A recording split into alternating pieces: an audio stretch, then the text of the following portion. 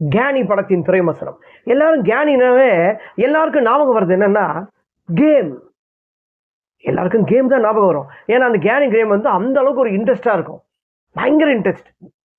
அந்த மாதிரி தான் இந்த திரைப்படமும், கேனி தமிழ் திரைப்படமும் பயங்கரமா இன்ட்ரெஸ்டா இருக்கும். பேய் படமா இல்ல குழப்படமா? இந்த படத்துல அப்படி என்னதான் சொன்னாங்க? இந்த திரைப்படத்தோட கதை என்னன்னு பார்க்கறதுக்கு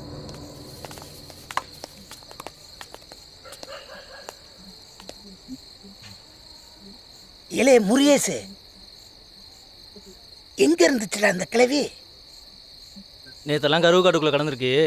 இந்த படத்துல வடிவரசி, திலீபன், கஜராஜ், சிங்கம்புலி மற்றும் பலர். இந்த திரைப்படத்தோட இசை, இந்த படத்துக்கு இசை தான் வந்து இந்த படத்தோட இசை பிஜிஎம் மெயின் உயிர்நாடியே. ஏன்னா எந்த ஒரு திரைப்படத்துக்குமே வந்து இசை தான் வந்து மெயின். இந்த படத்தோட இசை செல்லையா. இந்த படத்தோட கதை, திரைக்கதை, வசனம், டைரக்ஷன் விஜயகுமரன். இந்த படத்துக்கு டைரக்ஷன் ஒரு பெரிய வந்து பெரிய விஷயம். இவருக்கு ஒரு பெரிய அசப்ட். விஜயகுமரன் டைரக்டர் அவர்களுக்கு பெரிய சல்யூட். இந்த படத்தோட கதை வந்து என்ன சொல்றதுன்னா, மச்சோடு கிராமம்.